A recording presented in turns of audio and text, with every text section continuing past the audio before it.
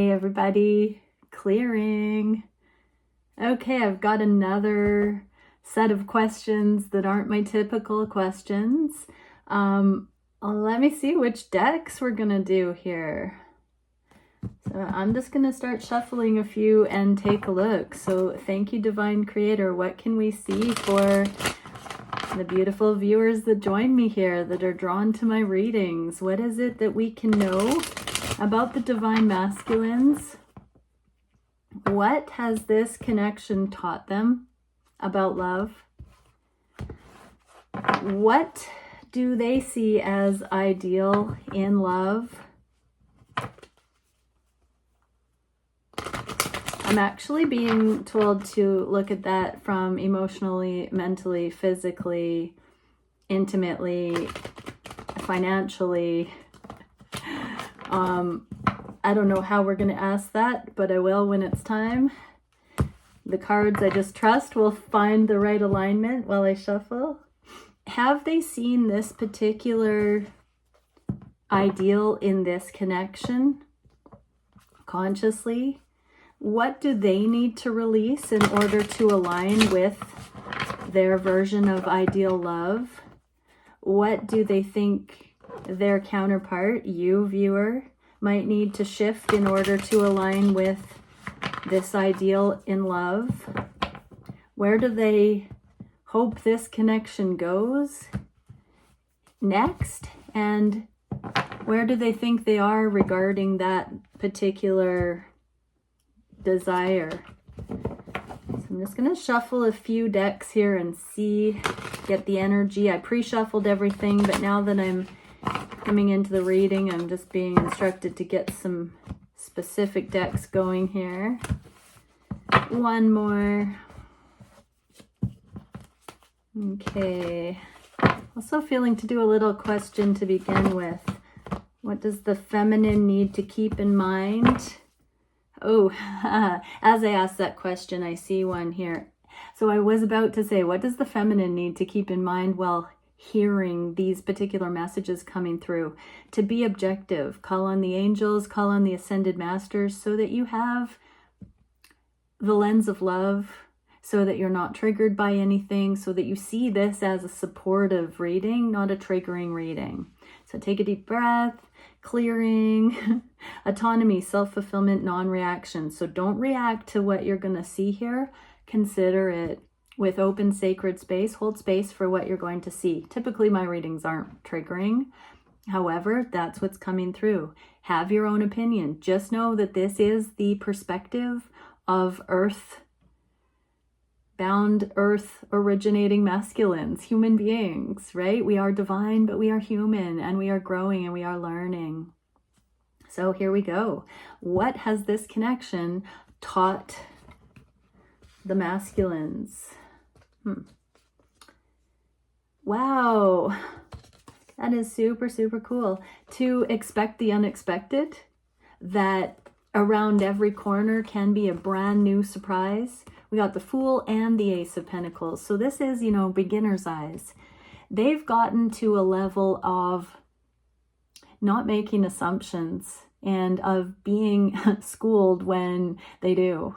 And just when they say never, boom, that thing happens. Just when they say that's unlikely to ever happen to me, poof, there it is in the physical. Just like you, they got to a place of surrender where they literally threw their hands up and said, I probably won't get love in this life. I want it, but it probably won't happen. And then boom, you fell in their lap, I just heard.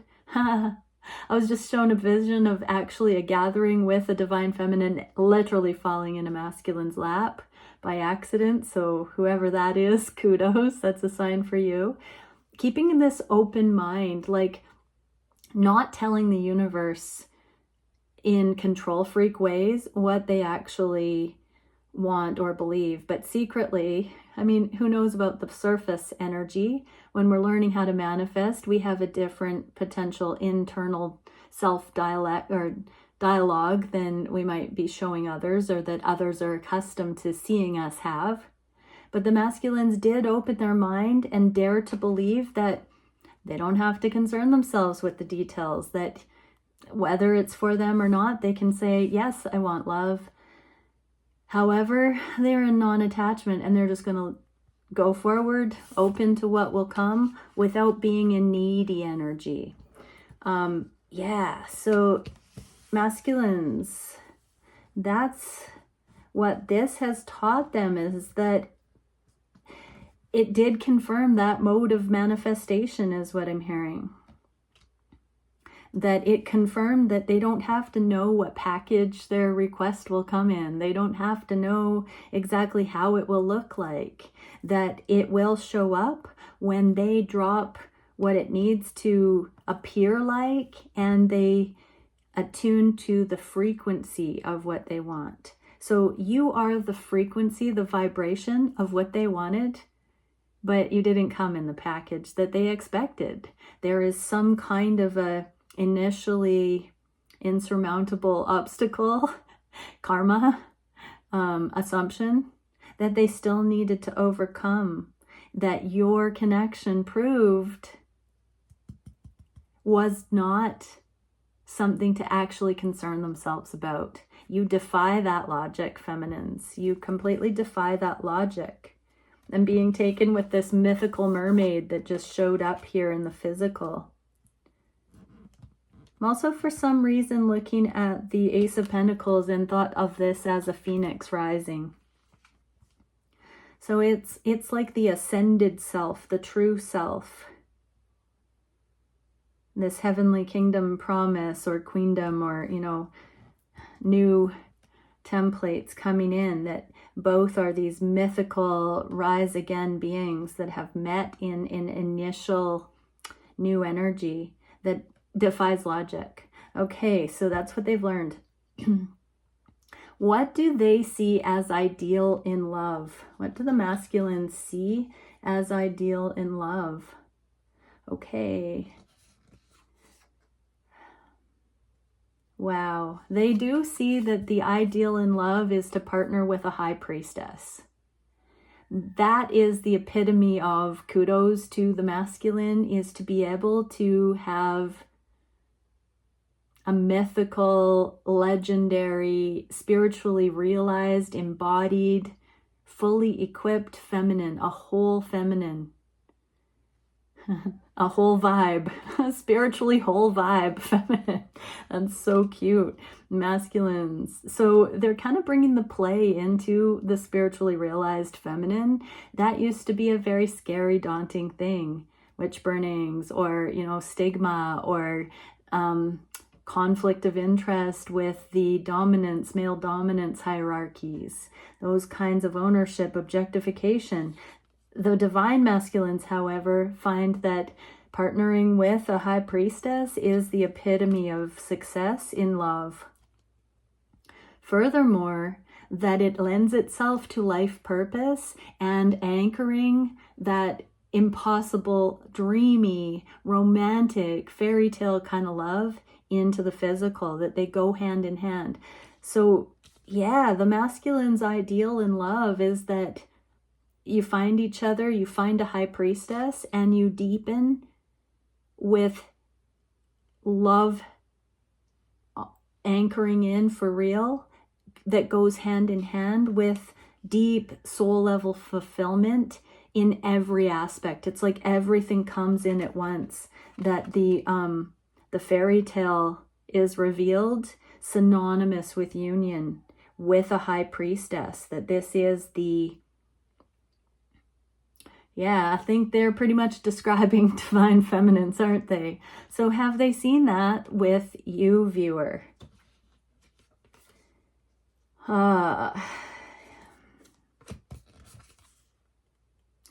Yeah, Eight of Cups in the reverse, that means it's transient. They've seen it at times and they've kept coming back for it because sometimes they're not sure and they withdraw. That's their fear in part. Sometimes it is imbalances in the feminine or mirrored sabotage or things like that. They do feel this soulmate affinity. They do know you're two peas in a pod. I'm going to say it again. And they're hoping, they're wishing, they have a hunch Basically, they know there is something soul deep here. They know that they can't leave this. They keep coming back, and they are hoping that this is what they see here. I would say this is a yes. They have seen this here. They have seen this beginner's eyes, like a child. There are children here. So the inner child compatibility of the two, that unpretentious sort of knowing, even though there's been these cycles of heating and cooling, they are still on their deepest truth wishing for that, for this, even though on the surface it looks like maybe they aren't at times. They do recognize this. I'm being drawn to this card one more time. Why? There is an elder. This can be a loved one that's crossed over. This can be a matriarch, patriarch in their family, family friend, mentor. There's an individual here that they have specifically had extrasensory signs and synchronicities connected to. So yeah, they have seen, I'm seeing this elder, this person, this sage energy can represent just the signs and synchronicities that occur on this journey, but I'm getting a very personal connection, a parallel that the masculines have had, even when the feminine has been unruly or counterintuitive on this journey. There has been some kind of a sign from this other person in their personal reference that has kept them staying the course. And I'm hearing that is the case with every single one of these journeys, that there are angels, guides, ancestors orchestrating aspects in a holistic way. And the masculines have seen those confirmations, and the healing team, the spirit team, the ancestors say, oh, all up in this business. Like, they really do see this extra layer. So have they seen this with you, viewer? Yeah, they have. Okay, what do they need to release in their own conscious awareness to align with this ideal that they see in love for themselves? They need to go through a transformation, death energies here, and bravery, so that they can hold their own with all of these other opinions, people, naysayers, circumstances, family members, friends, colleagues, society, so that they can step into the confident leadership that says, I've found love. And this can be just their own internal dialogue that represents each of these imprinted, learned, cautionary attitudes. But they're going through a transformation that's allowing them to release this for Two of Wands, twin flames. Wands are the flame suit, and there are two, so twin flames. So yeah, anything that, you know, when we're going into uncharted territory, out of our comfort zone, which the Two of Wands represents, there is a codependency. There's a pattern that happens when somebody diverges from the norm. It's called the change back kind of dynamic. So basically they are needing to get enough love in their rocket boosters to be able to step out of the comfort zone of their known imprinting enough to not look back, to have transformed sufficiently so they're not sucked back into the patterns, addictions I just heard, or anything that would pull them off course that they use as a crutch or a codependent sabotage. So yeah, they know they need to be stronger. I'm going to get the divine masculines an encouragement here. How can the divine masculines get through this temptation energy? Artistry, expression, community, celebration. So expressing more of their own leadership, if you want to master teach, creative expression, art therapy, honesty, authentic expression. speaking to community, not isolating, stepping out of the comfort zone, showing community and friends and family and people the real them, even before these relationships come in. So masculines, you are asked to just represent your authentic, real self and just be genuine. When people can find no blame in that, when you're not sneaky, shady, putting on a mask, people can't find any kind of an impure resonance. You're blameless in the world. Anything goes. Because when you're really that much of a pure expression, why do they need to push or chide or taunt in order to create a resistance to make you refine more of who you are? If you're already laid bare in your essence, you don't need any karmic thing picking at you so that you can assert yourself. You're coming into this very humble expression. What can the feminines know about this? I just heard that it's happening within the feminine, in that little yin-yang masculine dot that's in the high heart of the feminine. This is happening for the feminines too. But the card for feminines, spiritual gifts, mystery, enchantment, and secrets, chamber of initiation, 55. So divine feminines, as everybody levels up into more of their ascended, because remember the death card is often represented by the afterlife or a butterfly. So as we rise up into that, the spiritual giftings, we now have the Holy Spirit or the energetic discernment in the name of love. That's how I describe the Holy Spirit, is aligning with definitions that are of a high beneficial frequency, aligning with the spirit of holiness. And that's where these spiritual giftings, this cosmic perspective, the big picture, the awarenesses that your heart has room in it for, without triggering, without judgment. You know, these are the things. So the ascended viewpoints, the ascended ways of looking at things, everybody's rising up into that more and more, so that, you know, other people's opinions don't matter so much, because everybody's got their own journey to have. They're all on a unique journey. And when people speak, it is more from their own perspective than from ours. We're not meant to take those things personally. So there is a teamwork here in the energetic realms. And divine feminines, you're meant to just keep understanding this magic secret of life, that whatever people are expressing, it is truly emanating from their unique developmental stage, their consciousness, their conscious awareness or lack thereof. And look for that. Look for the fruits that way. If somebody is very negative and fear-based, please don't adhere to their advice.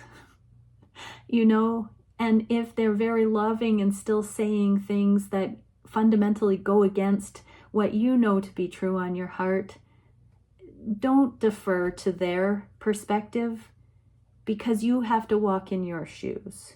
But your own discernment is up leveling as your masculine is also stepping out of their comfort zone and seeing more safety to have a true, unadulterated connection that is secure for the long term here. Secure attachment, for those who follow attachment styles, that's what we're coming into with this independent thinking and unity consciousness, love-based awareness.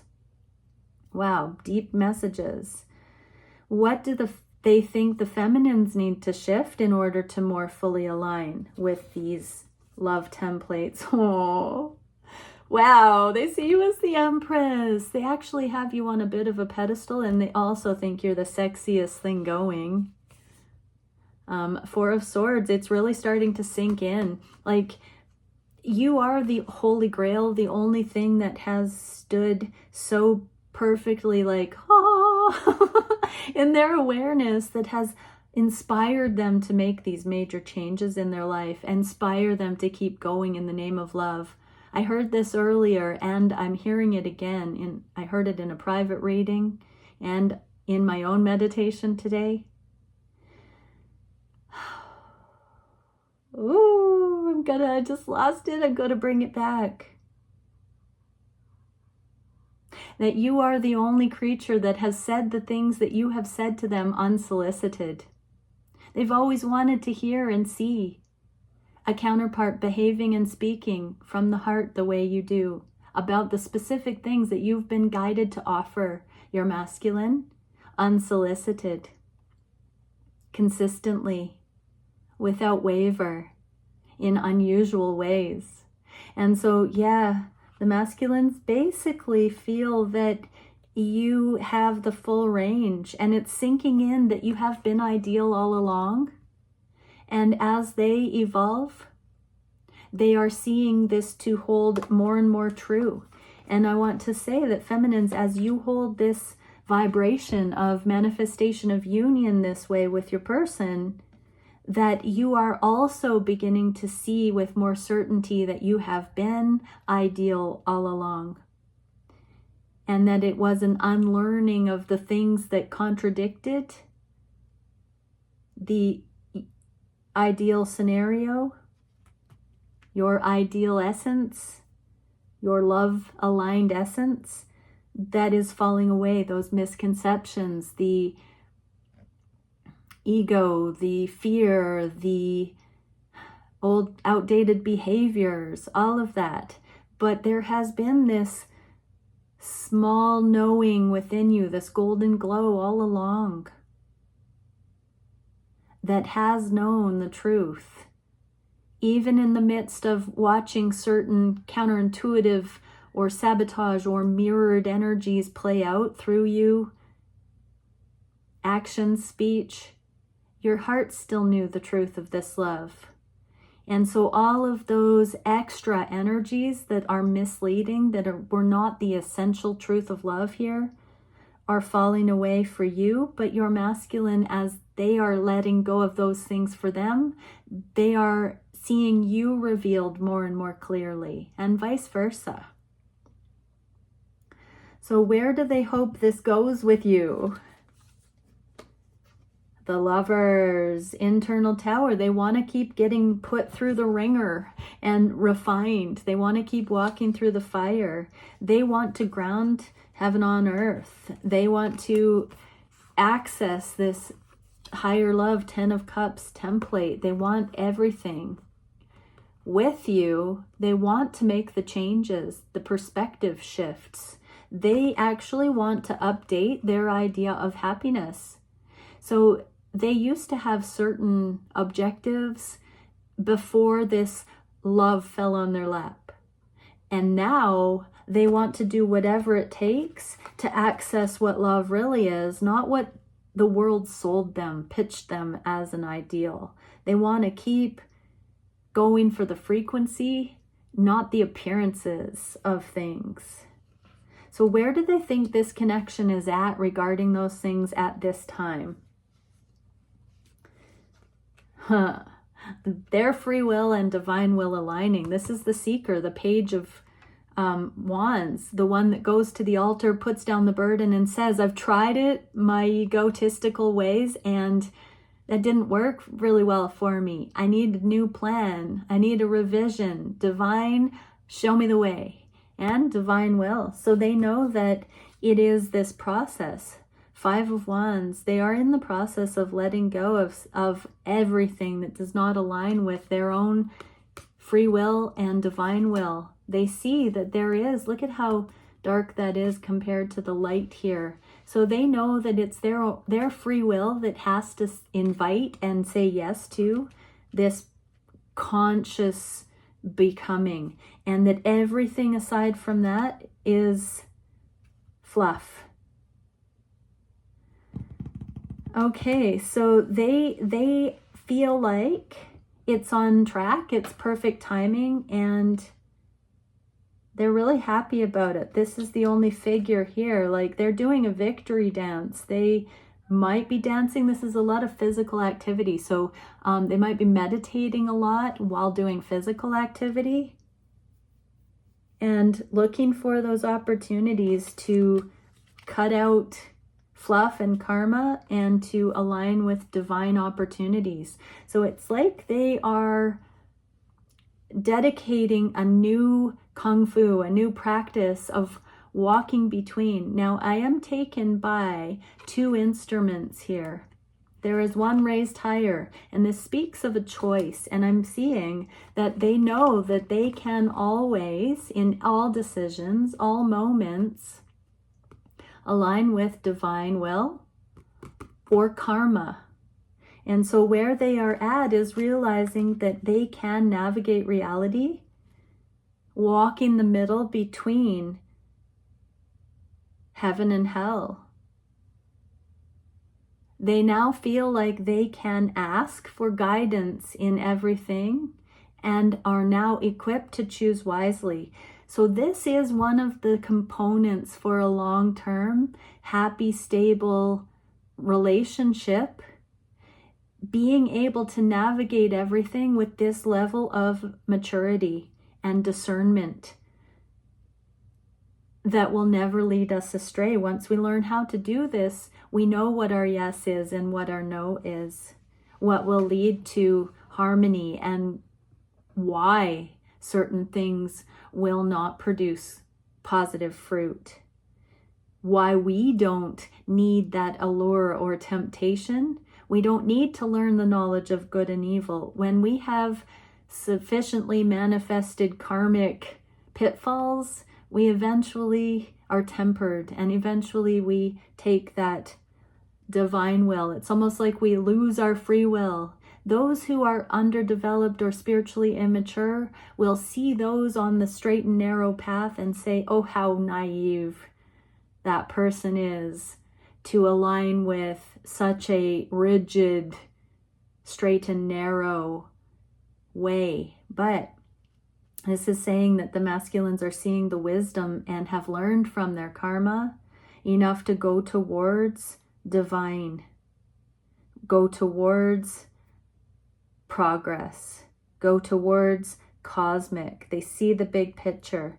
They see the ancient wisdom. They see the future potentials. They see the wheels of time. They see that things are timeless. I'm just looking at all the archetypes in this card. So they see how holistic, complete, vast, infinite the potentials are when we get out of those foibles and developmental stages that look like they're producing progress, but they just keep us in mini loops, mind loops, I just heard, and they trigger instant gratification, and not necessarily in good ways. Sometimes, drama can feel like we've solved something, we've overcome something, when the drama is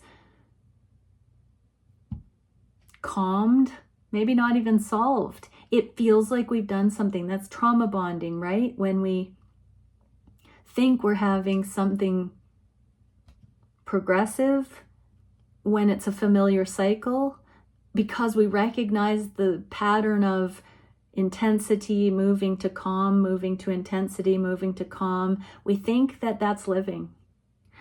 But when we finally get off that hamster wheel, we align with the cosmic. We repattern to the universal consciousness, not the short-sighted. And that's what I see the masculines beginning to really understand the difference. And this is what is unhooking them from all of those other herd mentalities, the matrix, the muggles. Awesome. Okay, many blessings. Bye for now.